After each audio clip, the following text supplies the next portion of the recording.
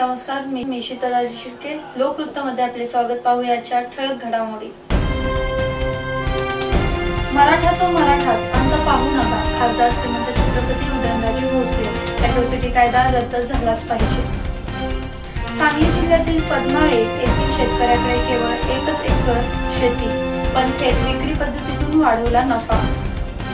पाकिस्तानी झेंडा जाळून उरीतील हल्ल्याचा निषेध. शिवसेनेचे आंदोलन. मोदींनी आक्रमक व्हावे. संधीसाधू व्यक्तींमुळे पक्षाची दुरावस्था. खासदार श्रीमंत छत्रपती उदयनराजे भोसले यांचा रामराजेंवर निशाणा. पवारांनी वाढवलेल्या पक्षाला संकुचित केले. परीट समाजाला आरक्षण मिळावे यासाठी सांगलीत कपडे धुणे आंदोलन. बातमीपत्र सविस्तर. मराठा तो मराठाच, आमचा अंत पाहू नका असा पुनरुच्चार खासदार श्रीमंत छत्रपती उदयनराजे भोसले यांनी सातारा येथे मराठा क्रांती मोर्चाच्या कार्यालयात कार्यकर्त्यांशी बोलताना केला. मराठा खडा तो सरकार से बडा. जिल्ह्यातील नेत्यांना लाज असेल तर त्यांनी उघडपणे मराठ्याच्या मोर्चात सहभागी व्हावे असे आवाहनही त्यांनी केले. खासदार श्रीमंत छत्रपती उदयनराजे भोसले म्हणाले, कायद्यापुढे सर्वजण समान आहेत, त्यामुळे सर्व समाजांना समानतेची वागणूक मिळायला हवी. अॅट्रॉसिटी कायद्याच्या माध्यमातून मराठा समाजावर अन्याय केला जात आहे. या कायद्याचा वापर करून अत्याचार होत आहे. त्यामुळे सरकारला माझी विनंती आहे, लोकांचा उद्रेक केव्हाही होऊ शकतो, त्याला सरकार जबाबदार राहील. मात्र त्याबाबत कुठलाही नेता उघडपणे पुढे येऊन बोलत नाही. खासदार श्रीमंत छत्रपती उदयनराजे भोसले यांनी सरकारी अधिकाऱ्यांवरही निशाणा साधला. ते म्हणाले, अल्पभूधारक शेतकऱ्यांच्या टाळूवरचे लोणी खाण्याचे काम शासकीय अधिकारी करतात. शेतकऱ्यांच्या उत्पन्नातूनच त्यांचे पगार होत आहेत. संबंधितांच्या भ्रष्टाचाराची यादी माझ्याकडे आहे. त्यांची मालमत्ता जप्त केली जावी. आत्ताच फार बोलत नाही. मराठ्यांनी शांततेच्या मार्गाने मोर्चा पार पाडावा. सांगली जिल्ह्यातील पद्माळे येथील बाजीराव कोळी या युवा शेतकऱ्याकडे केवळ 1 एकरच शेती आहे, पण थेट विक्री पद्धतीतून त्यांनी त्याचा नफा वाढवला आहे. सांगली जिल्ह्याचे ठिकाण असलेल्या सांगली शहरापासून सुमारे 10 किलोमीटर पद्माळे गावाचे शिवार लागते. ऊस, केळी, हळद या पिकांचा हा महत्वाचा पट्टा आहे. गावातील बाजीराव कोळी हे तरुण शेतकरी सन 2000 मध्ये त्याच्या वडिलांचे निधन झाले. घराची व शेतीची जबाबदारी बाजीराव यांच्यावर येऊन पडली.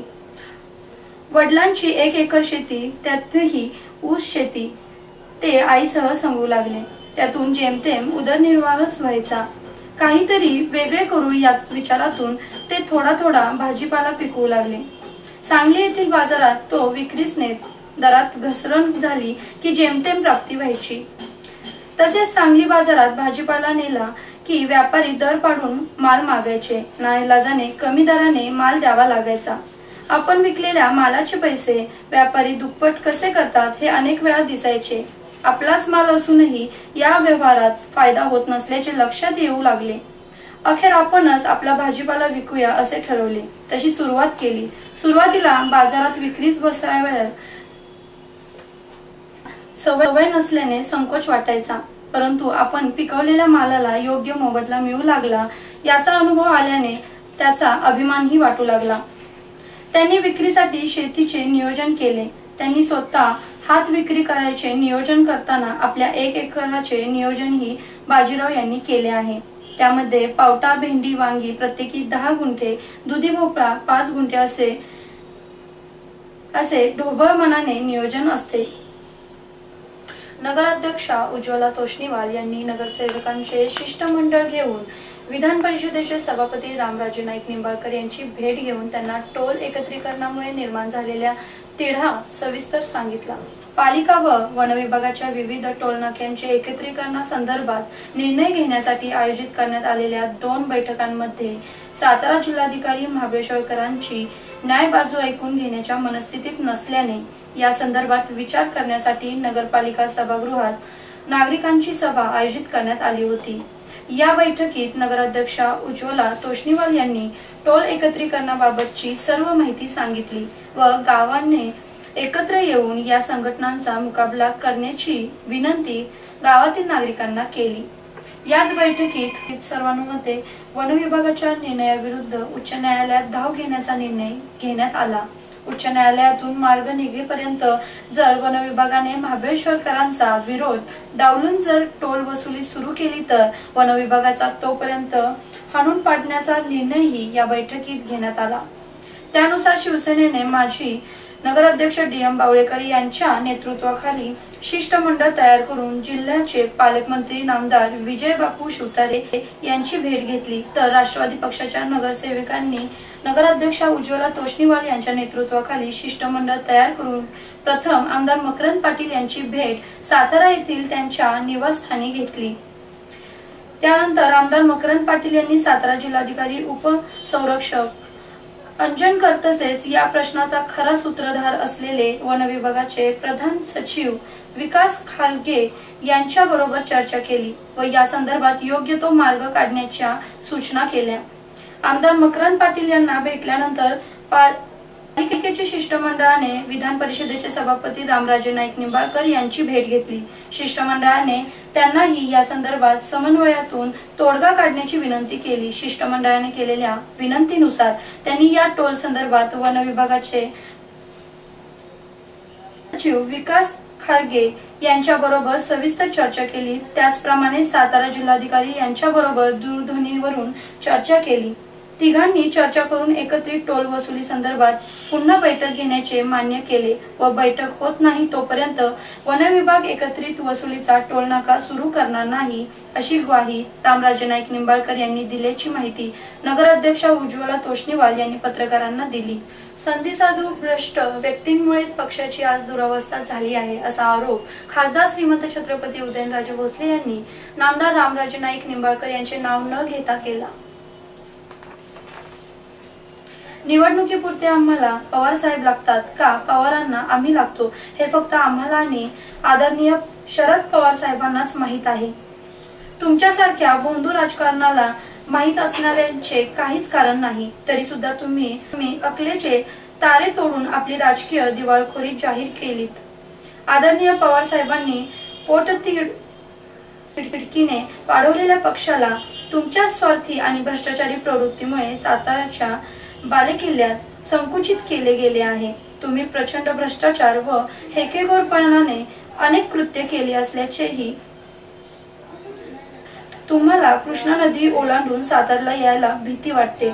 खरे तर तुमच्यासारख्या संधीसाधू भ्रष्ट व्यक्तीमुळेच पक्षाची आज दुरावस्था झाली आहे असा घणाघात खासदार श्रीमंत छत्रपती उदयनराजे भोसले यांनी नामदार रामराजे नाईक निंबाळकर यांचे नाव न घेता केला। परीट धोबी समाजाला आरक्षण मिळावे या मागणीसाठी सांगलीमध्ये कलेक्टर ऑफिसवर मोर्चा काढून कपडे धुणे आंदोलन केले। महाराष्ट्रात 17 राज्यांमध्ये परीट धोबी समाज अनुसूचित जातीमध्ये समाविष्ट करण्यासाठी महाराष्ट्रात सर्वत्र आंदोलन सुरू आहे। सांगलीमध्ये परीट धोबी समाजाला आरक्षण मिळावे या मागणीसाठी सांगलीमध्ये कलेक्टर ऑफिसवर मोर्चा काढून कपडे धुणे आंदोलन केले। यावेळी रस्त्यावर कपडे धुत संत गाडगेबाबा यांच्या वेशभूषेत हा मोर्चा काढण्यात आला। यावेळी महिलांनी मोठ्या संख्येने सहभाग घेतला होता।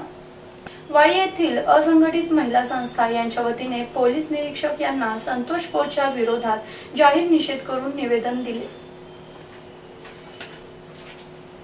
वाई तालुक्यातील ग्रामीण भागातील एक डॉक्टर असहाय्य व ज्यांना घराचा पाठिंबा नाही किंवा ज्यांना मदतीची गरज आहे अशा महिलांना मदतीचे आमिष दाखवून विश्वास संपादन करण्याचा बहाणा करून ज्या पद्धतीने महिलांचे खून केलेत व इतके करूनही 2006 ते 2016 या कालावधीत उजळ माध्यमाने वावरत होता अशा या नराधमाचा आमची संघटना जाहीर निषेध करत आहे। त्यांच्या नावासहित काही कुटुंबियांनी पोलीस स्टेशनमध्ये तक्रार करूनही त्याची सखोल चौकशी न केल्यामुळे अशा नराधमाची करता वाढत गेली। जर वेळीच तक्रारीची दखल घेतली गेली असती तर पुढील अनर्थ टळला असता। असे कृत्य पुन्हा घडू नये याकरिता पोलीस स्टेशनने वेळीच महिला तक्रारींची दखल घेऊन सखोल चौकशी करावी अशी आमच्या संघटनेची मागणी आहे। कुळकर्मा पोळला लवकरात लवकर फाशीची शिक्षा व्हावी असे निवेदनात देण्यात आले आहे।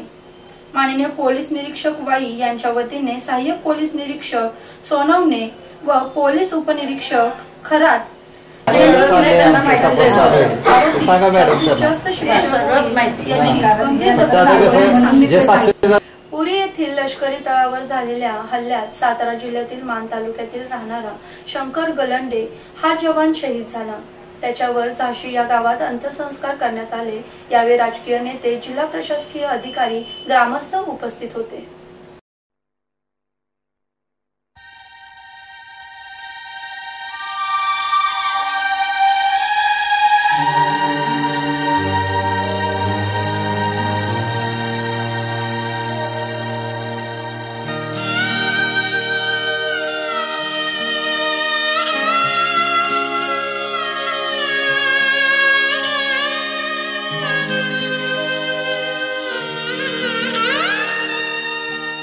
कर चले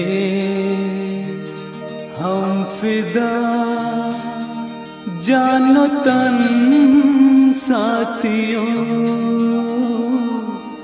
अब तुम्हारे हवाले वतन साथियों.